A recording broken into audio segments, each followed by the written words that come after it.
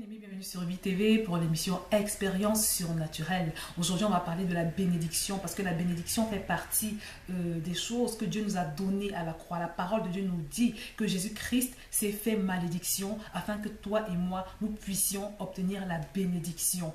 Et je rappelle brièvement que les semaines d'avant, on a parlé des autres dons que nous avons reçus à la croix au travers de l'échange qui s'est produit. Donc les dons de la vie éternelle, le don de l'acceptation et également le don de la rémission des péchés. Aujourd'hui, on va parler de la bénédiction qui s'oppose donc à la malédiction. Et avant toute chose, je voudrais qu'on voit ensemble ce que c'est que la malédiction.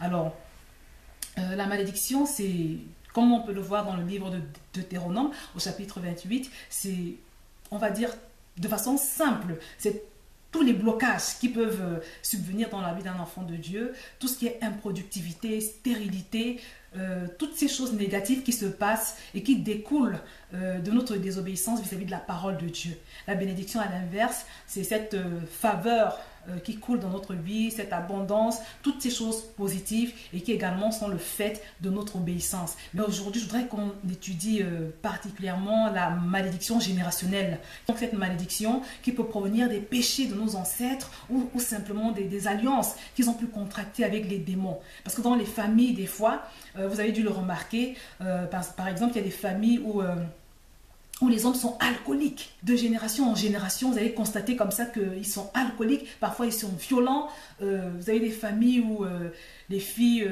ne se marient pas, des familles où elles divorcent souvent, où on divorce souvent. Et vous en avez encore d'autres où on ne vit pas longtemps. C'est-à-dire qu'on ne dépasse pas une certaine limite d'âge.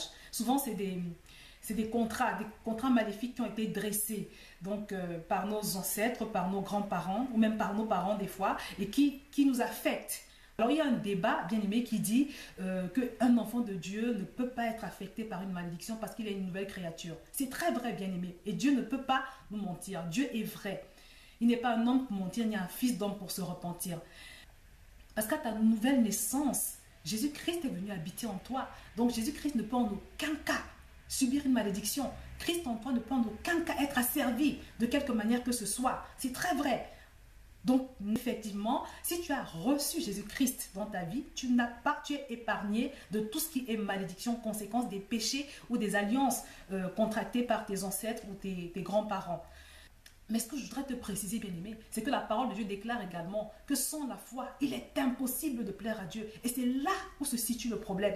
Et aujourd'hui, je voudrais t'amener à réaliser deux choses qui sont fondamentales pour que tu puisses véritablement vivre cette promesse de la bénédiction de Dieu, c'est-à-dire être épargné de toute malédiction qui aurait cours dans ta famille, qui serait en train d'affecter les générations dans ta famille. Peut-être où tu es, toi qui me regardes actuellement, tu as le sentiment, quand tu observes ta vie, tu as le sentiment d'être victime des conséquences d'une malédiction quelconque qui aurait cours dans ta famille. Peut-être qu'il y a justement il y a quelque chose qui se passe dans ta famille, quelque chose de répétitif que toutes les femmes subissent ou que tous les hommes subissent. Et toi qui es né de nouveau, tu te retrouves à subir la même chose. Peut-être c'est une maladie.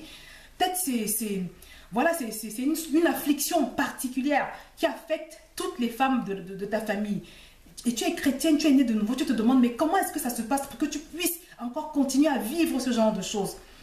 Alors, ce que je voudrais te dire, bien-aimé, comme je l'ai dit, c'est que c'est ta foi qui fait la différence. Dieu dit dans sa parole que sans la foi, personne ne peut lui être agréable. Et aujourd'hui, je voudrais te rappeler que non seulement il dit, je l'ai déjà dit sur VTV, je vais encore le redire, que non seulement il dit que tu es une nouvelle création, c'est-à-dire que l'ancienne personne que tu étais a été détruite et que la vie de Christ est venue s'installer en toi.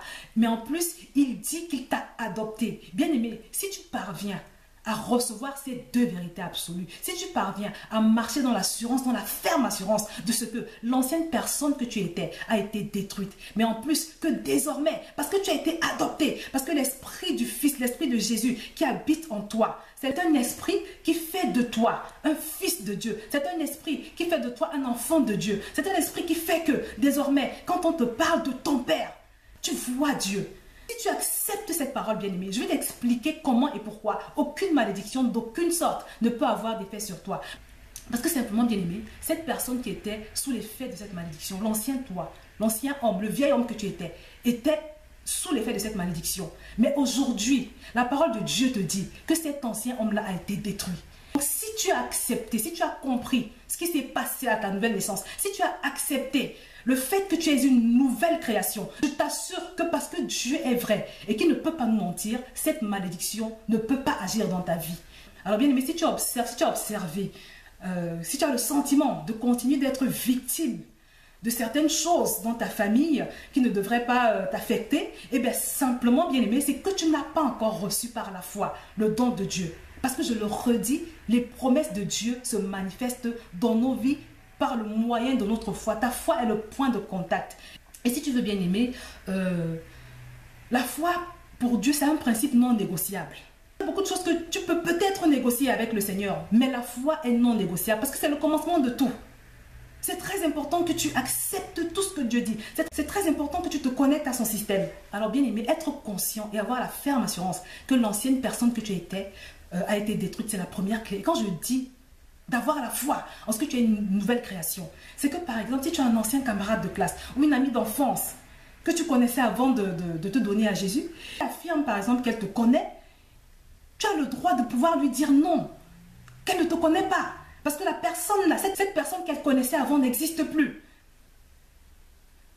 Vous avez des gens qui vont vous dire, oui, on a été dans la même école, on a été dans le même lycée. Mais en réalité, non, ce n'est pas possible. Parce que cette personne avec qui vous étiez dans la même classe, dans la même école, dans le même quartier, dans ton enfance, cette personne a été détruite. Donc tu dois pouvoir arriver à ce niveau-là. Tu dois pouvoir arriver au niveau où tu crois fermement que ce n'est plus toi qui vis en toi, mais c'est l'esprit de Christ qui vit en toi. C'est un esprit nouveau, c'est un esprit régénéré. Et la deuxième clé, bien aimé, pour pouvoir être épargné de toute malédiction qui aurait cours dans ta famille, c'est le fait d'accepter la paternité de Christ. La Bible dit que Dieu nous a adoptés. Ça signifie tout simplement que Dieu est ton Père. Il est ton premier Père. Tu dois pouvoir aussi arriver dans cette dimension. Si jamais on te réveille à 3 h du matin en te disant que ton Père t'a fait un message, ta première pensée doit aller vers ton Père céleste, vers celui qui t'a créé, parce que c'est lui ton Père en réalité. Donc tu dois également accepter, recevoir par la foi ta nouvelle paternité. Alors je ne te demande pas de mépriser tes parents biologiques. La Bible ne dit pas ça, elle nous recommande au contraire d'honorer nos parents. Mais ton premier Père, c'est celui qui t'a créé.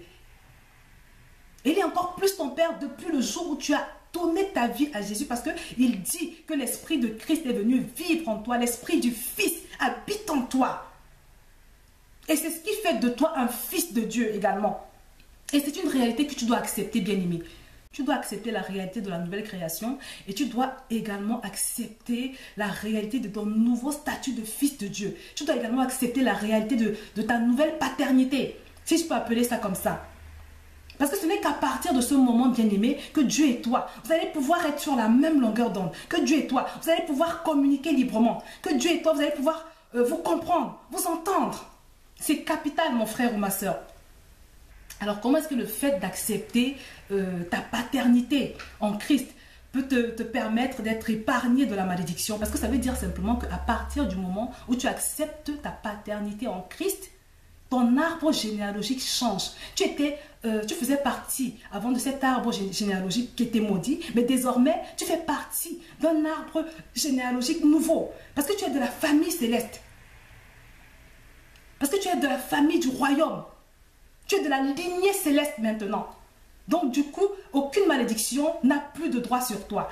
Vous savez que des fois, pendant les séances de délivrance, on entend les démons dire « Oui, elle m'a été vendue, je l'avais achetée. » Et maintenant, tu peux répondre à tout démon générationnel qui te perturbe dans ta vie. Tu peux lui répondre « Oui, vous aviez peut-être vendu tous les enfants de ma mère, mais je ne suis plus concernée parce que je suis de lignée céleste maintenant. Et j'ai été rachetée par le sang de Jésus. J'ai été rachetée à prix de sang. » Mais il faut que tu t'identifies dans ton cœur, dans ta tête. Ce n'est pas une récitation. Il ne faut pas que tu fasses cette prière un peu comme un perroquet, mais ça doit être une conviction ferme à l'intérieur de toi, bien-aimé. Donc c'est très important. De même, quand on te demande quelle est ton origine, c'est plus non, je suis d'origine antillaise, je suis d'origine sénégalaise. Non, ta nouvelle origine, c'est le royaume. Tu es du royaume des cieux maintenant. Tu fais partie du royaume. Change ton langage, change ta pensée, bien-aimé.